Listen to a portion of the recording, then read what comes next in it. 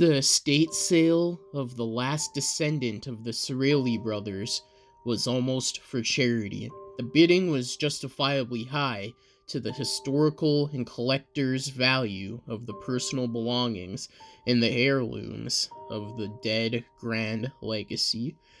Mrs. White had never gone to one before. Her services as a maid had cost her many things over the years, but she had saved the best of the money for herself, not her sniveling and worthless husband. He had inherited a fortune and hoarded it from her, only giving her permission to stop cleaning houses. A job cleaning for bachelors of only a slighter degree from the man she was chained to by her pride. And her prize was the last of the 1881 bottles of wine. It was going to be hers, and she thought maybe she would share with some of her friends. Maybe. What friends? She wasn't sure. When she got home, Mr. White demanded his supper. She reminded him that he had a maid for that job. She then went about setting her prize in its place among her other delicate things. Somehow her demeanor had agitated the nasty creature in Mr. White. He went about considering a drunken and vengeful plan. After dinner, while Mrs. White bathed, he decided to help himself to her prized bottle of wine. Its vinegar he spat cruelly onto her nice rug. The red glob soaked there, as if a premonition. He felt a chill, but shrugged it off, taking another swig before resigning it to the spot he'd found it. Recorked. Just as he finished corking the bottle and wiping away his lips on the back of his white sleeve, he turned. There stood Mrs. White in her white bath towel. She had known something was wrong. "You opened my wine. You ruined it," she claimed.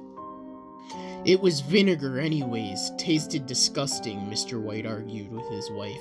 "It was mine. You have your own things," Mrs. White growled, feeling her hostility elevating.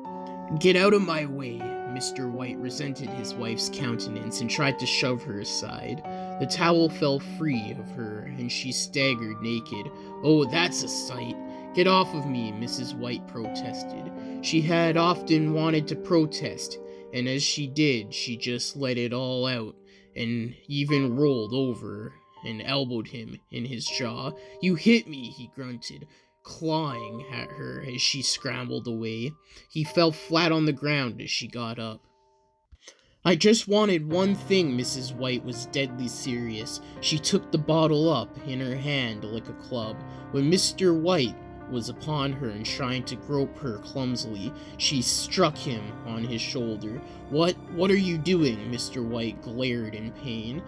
Then the bottle took him across the side of his face, and he bit off the tip of his tongue. He spewed some blood onto her nice rug. Then she brought the bottle straight down and took the side of his temple with the click of the bottle on the bone and the soft crunch like crackers.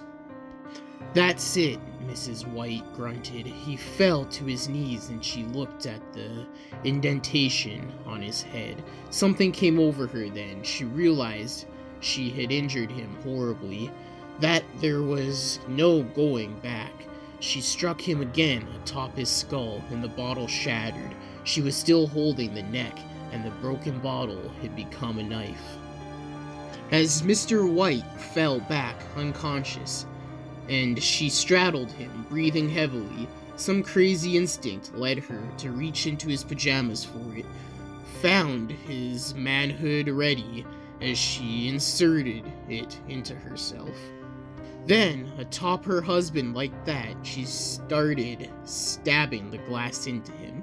Just a little bit at first, but gradually deeper and more excited until she had stabbed him numerous times and broke off the rest of the glass inside him. Mrs. White got up with blood and fluids running down her. She looked to where the maid stood, trembling. Mrs. White said before laughing madly, "It's okay, we do this every Sunday." Hey guys, thank you for listening to today's creepypasta, and I hope you enjoyed. I do have a podcast called The Murder House Radio Show. Check it out. The link will be in the description below. It is a true crime podcast. But if you did like, comment, subscribe, and share for more. Hit the bell notification when you subscribe, and select all to get all notifications whenever I upload. I upload 6 days a week, Monday to Saturday, at least one video a day. Now, all the long episodes and full series of creepypastas are on all major podcasting platforms under the name Deadly_Zone_narrations. There will also be a link for it in the description. Also, go follow all the social media accounts. They are in the description below. I do have a subreddit called Deadly Narrations. The link will be in the description. Also in the description below are the sources to the creepypasta and the music used, so go check those out. Let me know what creepypasta you'd like to hear next, or if you have your own you would like me to narrate. Or if you have a creepypasta series you'd like to hear, send them to me on any of the social medias in the DMs, or to my email address, which is also in the description, or leave them in the comments below. Also in the description below is the author's social medias, if they have any listed. But that's it for today's creepypasta. I hope you enjoyed. Until next time in the Deadly Zone, stay deadly and stay spooky.